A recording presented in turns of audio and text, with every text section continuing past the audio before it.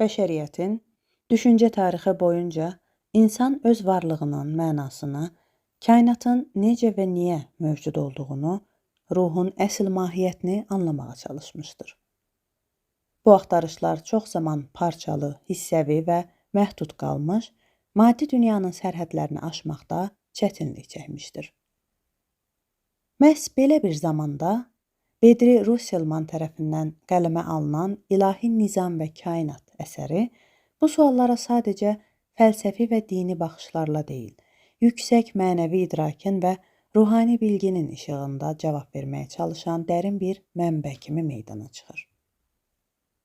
Bu kitab insanın və bütövlükdə varlığın mənşəyini, kainatın quruluşunu, ruhun mənəvi təkamül yolunu və onun qarşısında duran vəzifələri geniş şəkildə izah edən bir ruhani təlim toplusudur. İlahi Nizam və Kainat sadəcə bir metafizik əsər deyil, insan şuurunu daha ali bir səviyyəyə qaldırmaq üçün yazılmış mənəvi bələdçidir. Əsərin başlanğıcında Bedri Russelman kainatın yaranışına dair anlayışları ən dərin qatları ilə təqdim edir. Burada kainat təsadüfi hadisələrin nəticəsi deyil, mükəmməl və dəyişməz qanunlarla idarə olunan ilahi bir düzən kimi təqdim olunur. Russelman bildirir ki, bütün varlıq sonsuz və əbədi bir mənbədən, ilahi şuurdan doğulmuşdur. Bu mənbə öz varlığını maddə və enerji formasında təzahür etdirərək kainatın əsasını qoymuşdur. Maddi kainatın yaranması isə sadəcə başlanğıc mərhələdir. Onun arxasında daha yüksək, gözlə görünməyən, lakin hər şeyi idarə edən mənəvi səviyyələr mövcuddur. Bu səviyyələrdə fəaliyyət göstərən qüvvələr və qanunlar maddi aləmin formalaşmasında və idarə olunmasında əsas rol oynayır. Bedri Russelman kainatın yaradılışını mərhələlərə ayırır və hər mərhələnin müəyyən məqsəd olduğunu izah edir. Əvvəlcə ilahi iradə varlıq ortaya çıxarır. Daha sonra bu varlıq müxtəlif səviyyələrə bölünərək maddi və mənəvi planlarda öz ifadəsini tapır. Maddə təkamül edir, strukturlar formalaşır, ulduzlar və qalaktikalar yaranır. Bütün bu proseslər təsadüfi deyil, əvvəlcədən müəyyən edilmiş ilahi plan çərçivəsində baş verir. Kainat daim dəyişir və inkişaf edir. Lakin bu dəyişiklik xaos deyil, böyük bir nizamın içindəki harmoniyadır. Russelman bu harmoniyanı ilahi nizam adlandırır və bildirir ki, hər bir hadisə, hər bir varlıq və hər bir həyat təzahürü bu nizamın ayrılmaz hissəsidir. Kainatın yaranışından sonra Bedri Russelman insan ruhunun mənşəyi və onun bu nizam içindəki yerinə keçid edir. Onun fikrincə ruh da ilahi şuurun bir parçasıdır və kainat kimi əzəli və əbədidir. Ruhun maddi bədənlə birləşməsi isə onun təkamül yolundakı zəruri mərhələdir. İnsan bədəni ruh üçün sadəcə bir vasitədir. Onun əsas məqsədi maddi təcrübələr vasitəsilə inkişaf etmək və ali kamillik səviyyəsinə yüksəlməkdir. Ruh dünyaya bir dəfə gəlmir. O, müxtəlif bədənlərdə, müxtəlif zamanlarda, müxtəlif şəraitlərdə təkrar-təkrar doğularaq öyrənir, təcrübə toplayır və kamilləşir. Bu proses reinkarnasiya adlanır və Bedri Russelman bu anlayışı kitabda geniş şəkildə izah edir. Hər doğum ruh üçün yeni bir məktəb, hər həyat isə onun təkamül yolunda atılan yeni bir addımdır. İlahi Nizam və Kainat əsərində ruhun inkişaf prosesi mərhələlər şəklində izah olunur. Ruh əvvəlcə şuursuz bir potensial halındadır, lakin həyat təcrübələri vasitəsilə yavaş-yavaş şuurlu varlığa çevrilir. O əvvəlcə maddi istəklər və ehtiraslarla idarə olunan ibtidai mərhələlərdən keçir, sonra mənəvi dəyərləri anlamağa başlayır və nəhayət ali şuur səviyyəsinə yüksəlir. Bu səviyyədə ruh artıq ilahi iradə ilə birləşir. və kainatdakı yerini tam mənası ilə dərk edir. Russellman bildirir ki, bu yol sonsuzdur və hər bir ruh öz inkişaf sürətinə, seçimlərinə və təcrübələrinə görə fərqli mərhələlərdən keçə bilər.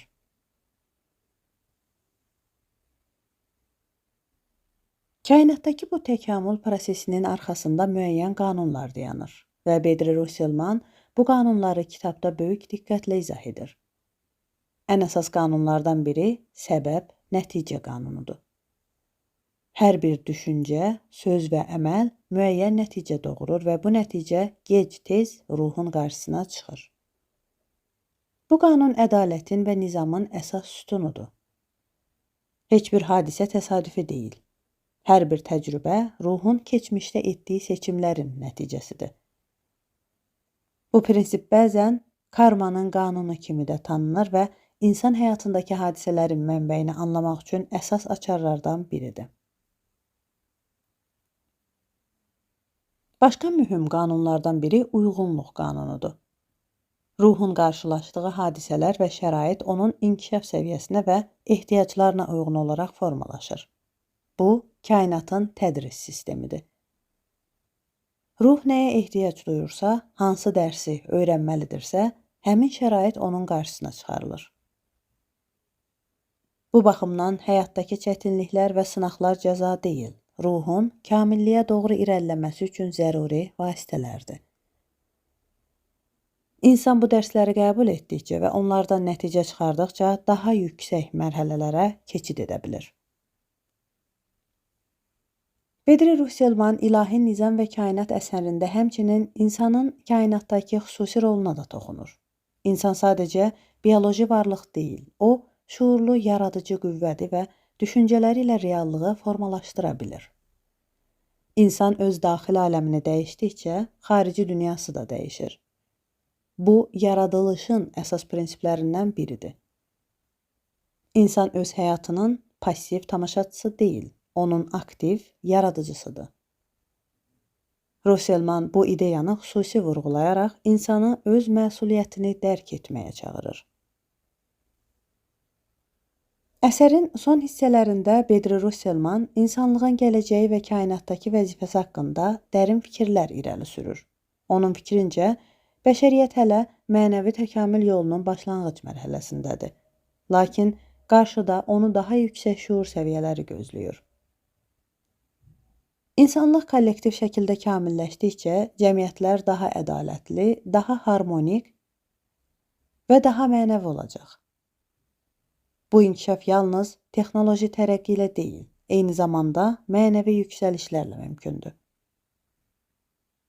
Kainatın nizamı bunu tələb edir və bu nizamla uyğunlaşan sivilizasiya daha ali səviyyələrə doğru irəliləyəcək.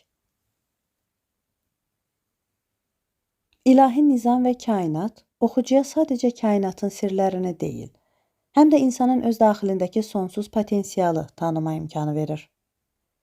Bedri Russellman göstərir ki, həyat təsadüflərin oyunu deyil, mükəmməl şəkildə planlaşdırılmış bir inkişaf yoludur.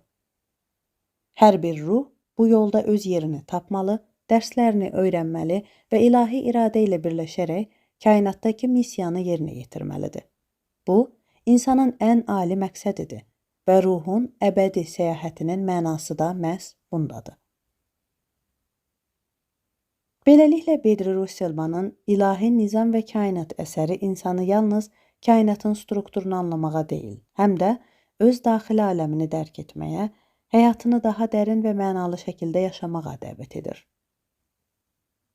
Bu kitab varlığın ən dərin qatlarını izah edən, ruhun sirlərinə işıq salan və bəşəriyyətin gələcəyinə dair böyük ümidlər verən bənzərsiz bir mənəvi xəzinədir. Ruhun sonsuz səyahətinin əsas məqsədi sadəcə bilik toplamaq və təcrübə qazanmaq deyil. Həm də bu bilik və təcrübələri ilahi iradə ilə uyğunlaşdıraraq yaradılışın böyük planında öz yerini tapmaqdır. Müəllif əsərində ruhun bu yolda keçdiyi mərhələləri çox incəliklə izah edir. Hər mərhələ bir pillədir və hər pillə yeni bir şuur səviyyəsini təmsil edir. Ruhun inkişafı kənardan məcbur edilən bir proses deyil. Bu, onun öz daxilindən gələn təbii bir istək, mənəvi yanğıdır.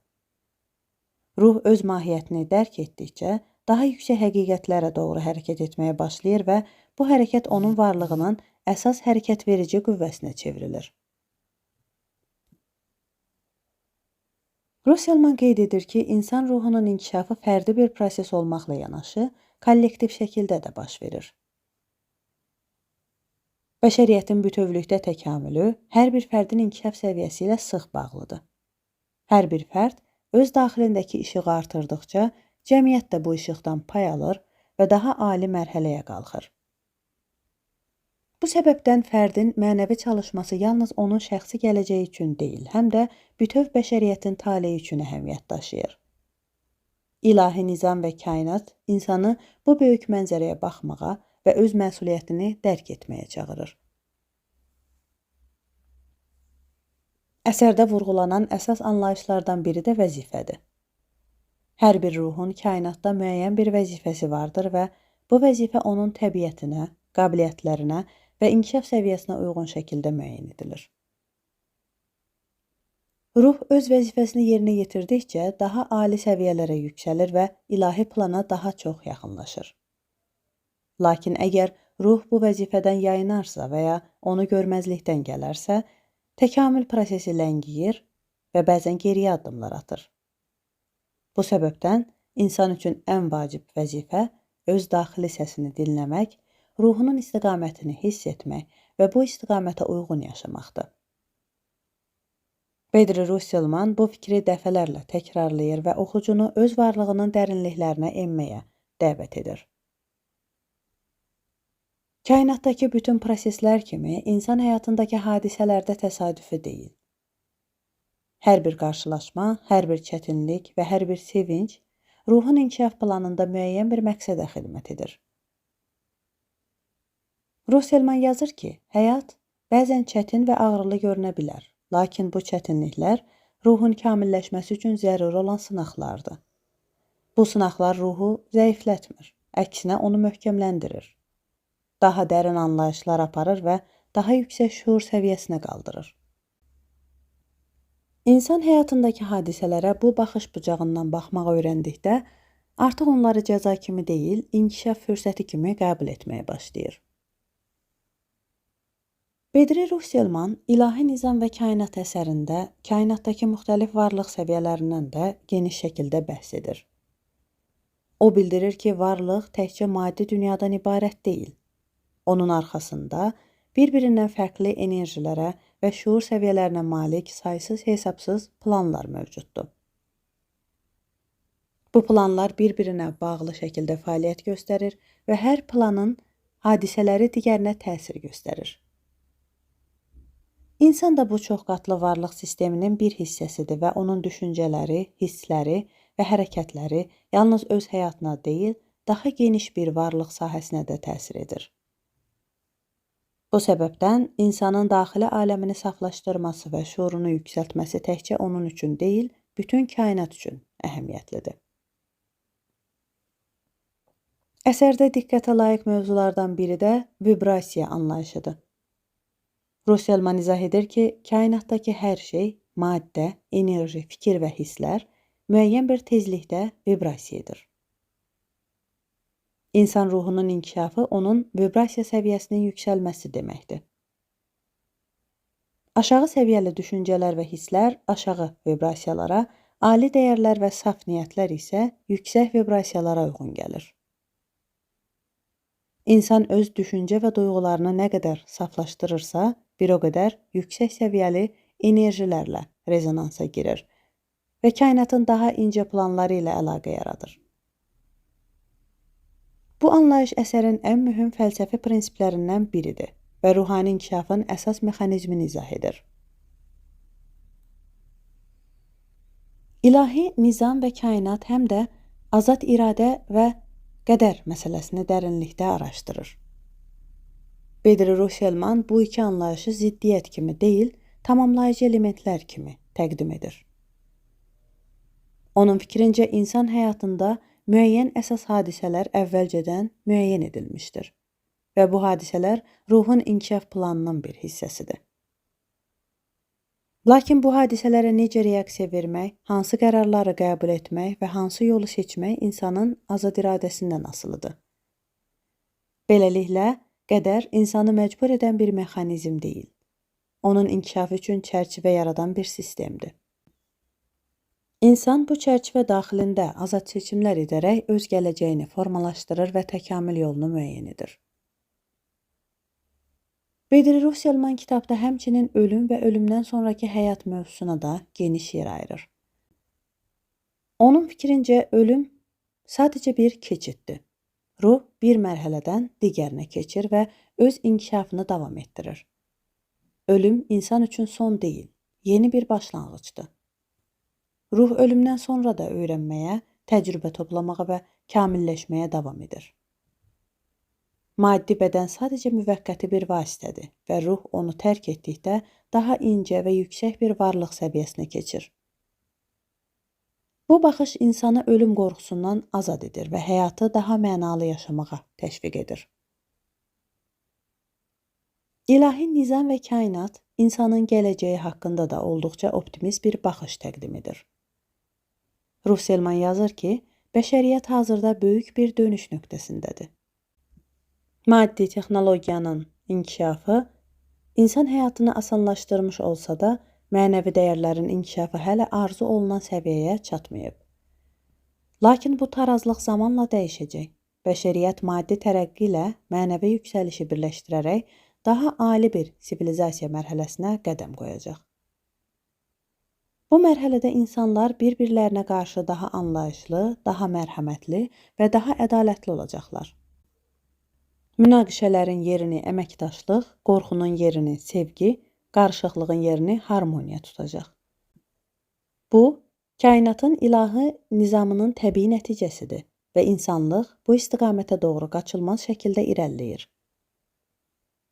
Nəhayət, Bedri Russelman ilahi nizam və kainat əsərində insanı öz daxili aləmini dərk etməyə və onu dəyişdirməyə çağırır. Çünki dəyişiklik hər zaman içəridən başlayır. İnsan öz daxilindəki qaranlığı işığa çevirdikcə, xarici dünya da dəyişməyə başlayır. Hər bir insan öz həyatının yaradıcı qüvvəsidir və bu qüvvəni dərk etdikdə, həyatını tamamilə fərqli bir səviyyəyə qaldıra bilər. Russelman üçün insan sadəcə kainatın bir hissəsi deyil, o, kainatın şuurlu davamıdır və yaradılış prosesində fəal iştirakçıdır. Ruhun bu sonsuz səyahətində ən mühüm mərhələlərdən biri şuurlu yaradıcı mərhələsidir. Bedri Russelman İlahi Nizam və Kainat əsərində dəfələrlə vurğulayır ki, ruh yalnız öyrənən və qəbul edən bir varlıq deyil, o, həm də yaradandır.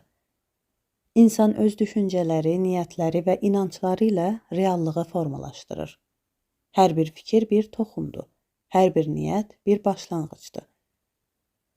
Ruh öz daxili dünyasında yaratdığı fikirlərlə xarici dünyada nəticələr meydana gətirir. Buna görə də insan düşüncələrinin keyfiyyətinə diqqət etməlidir. Qorxu, nifrət, qəzəb kimi aşağı tezlikli düşüncələr məhdudiyyət və istirab yaradır. Sevgi, mərhəmət və inam isə azadlıq və inkişaf gətirir. Bedri Russelman bu fikri sadəcə fəlsəfi səviyyədə deyil, həm də praktik olaraq izah edir. İnsan həyatındakı hadisələri dəyişdirmək istəyirsə, əvvəlcə öz daxilində dəyişiklik etməlidir. Xarici dünya, daxili dünyanın bir güzgüsüdür. İnsan öz düşüncə və duyğularını saflaşdırdıqca, onun reallığı da dəyişir. Bu anlayış əsərin mərkəzində duran ən vacib həqiqətlərdən biridir və yaradıcı şuur qanunu adlandırıla bilər. Bu qanunla uyğunlaşan insan artıq hadisələrin qurbanı deyil, öz taleyinin memarı olur. Əsərdə diqqət çəkən başqa bir dərin anlayış harmoniya qanunudur. Russelman bildirir ki, kainatdakı hər bir hissə bütövlüyün harmoniyası üçün vardır və öz funksiyasını icra edir. İnsan da bu nizamın bir parçası kimi bütövlüyün rifahı üçün fəaliyyət göstərməlidir. Əgər bir fərd yalnız öz mənfəətini düşünərək bu harmoniyanı pozarsa, kainat avtomatik olaraq tarazlığı bərpa edəcək hadisələr meydana gətirir. Bu hadisələr bəzən çətinlik, bəzən sınaq şəklində ortaya çıxsa da, məqsəd insanı yenidən nizamla uyğunlaşdırmaqdır. İnsan bu qanunun mahiyyətini dərk etdikdə, həyatında qarşılaşdığı hadisələri düşmən kimi deyil, müəllim kimi görməyə başlayır. Russellman əsərində həmçinin sevgi qanununa da xüsusi yer ayırır və qeyd edir ki, sevgi kainatın əsas yaradıcı qüvvəsidir. Maddə, enerji, həyat və şuur hamısı sevginin müxtəlif təzahürləridir. İnsan öz daxilində sevgini oyatdıqda, kainatla bir rezonans yaradır və onunla harmoniya içində hərəkət etməyə başlayır. Bu, sadəcə romantik və ya emosional bir his deyil, bu, varlığı birləşdirən kosmik enerjidir. Sevgi qorxuya qalib gəlir, nifrəti əridir və insanı öz mənəvi mahiyyətinə daha yaxınlaşdırır. Bedri Russellman bildirir ki, ruhun ali məqsədi sevgini mükəmməl şəkildə ifadə etməkdir. Hər bir təcrübə, hər bir münasibət və hər bir həyat hadisəsi insana bu sevgini dərk etməyi və onu həyata keçirməyi öyrətmək üçün vardır.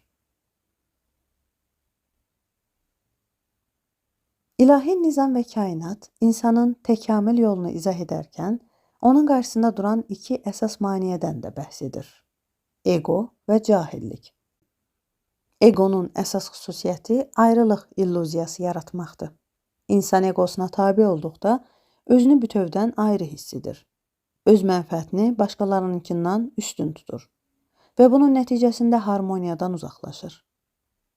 Cahillik isə insanın öz həqiqi mahiyyətini dərk etməməsi, ruh olduğunu unudaraq sadəcə bədən və maddə ilə özünü eyniləşdirməsidir. Bu iki maneə ruhun inkişafını ləngidir və onu təkrar-təkrar eyni dərsləri almağa məcbur edir. Russellman qeyd edir ki, ego və cahilliyə qalib gəlməyin yeganə yolu özünü tanımaq və mənəvi idraki artırmaqdır. Özünü dərk edən insan artıq egonun əsiri deyil və həyat hadisələrinə daha ali şuurdan baxmağa başlayır. Əsərin son hissəsində Bedri Russellman oxucunu dərin bir mənəvi nəticəyə gətirir. Həyat bir təsadüf deyil, məqsədli və mükəmməl şəkildə planlaşdırılmış bir prosesdir. İnsan bu prosesdə təsadüfi bir varlıq deyil, o, yaradılışın şuurlu iştirakçısıdır. Hər bir hadisə, hər bir qarşılaşma, hər bir çətinlik ruhun inkişafı üçün zəruri bir hissədir. Hər bir insan öz həyatının müəllifidir və bu həyatı necə yaşayacağını özü müəyyən edir. Seçimlər, niyyətlər və hərəkətlər insanın gələcəyini formalaşdırır və onu ya nizamla uyğunlaşdırır, ya da ondan uzaqlaşdırır. Beləliklə, Bedri Russellmanın İlahi Nizam və Kainat əsəri sadəcə kainatın sirlərini açan bir kitab deyil. O, insanın öz daxili aləmini dərk etməsi üçün bir bələdçi, ruhun sonsuz səyahətində yol göstəricisidir. Bu əsər, oxucunu öz varlığının dərinliklərinə baxmağa, orada gizlənən ilahi potensialı kəşf etməyə və onu reallaşdırmağa çağırır. Hər bir insan öz həyatının ilahi planına uyğun yaşamağa öyrəndikdə, həm fərdi səviyyədə xoşbəxtliyə və azadlığa qovuşur, həm də bütöv bəşəriyyətin mənəvi yüksəlişinə töhfə verir. İlahi nizam və kainat insanı bu böyük mənzərəni görməyə, bu mənzərənin bir hissəsi olduğunu dərk etməyə və bu hissə kimi öz rolunu şuurlu şəkildə yerinə yetirməyə dəvət edir.